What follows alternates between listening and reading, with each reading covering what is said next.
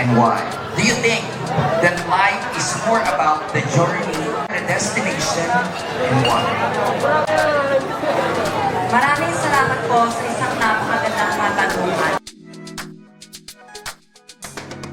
Marahil hindi na po ako magbabanggit ng kung ano pang palabang salita.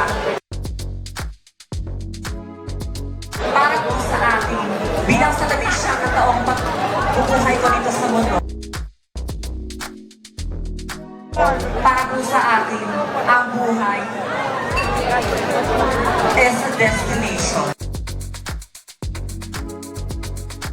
Bakit kamo? Dahil bakit po natin sasabihin na ang buhay is more about joy? Maraming tao ang maraming nakakit sa buhay nila, ngunit hindi sila patik pa rin masaya. Para po sa akin, ang buhay ay destination.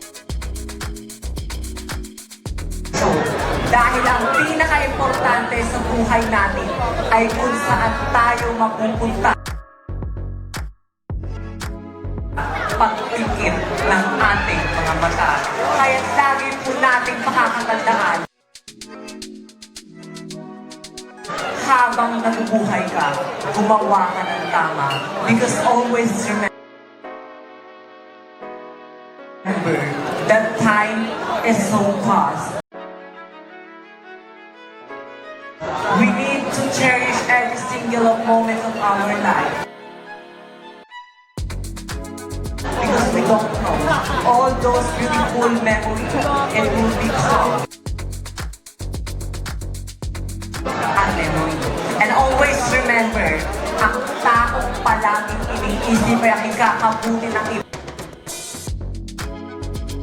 Hindi lamang ng sarili niya ay tiyak mapupunta sa kalangitan.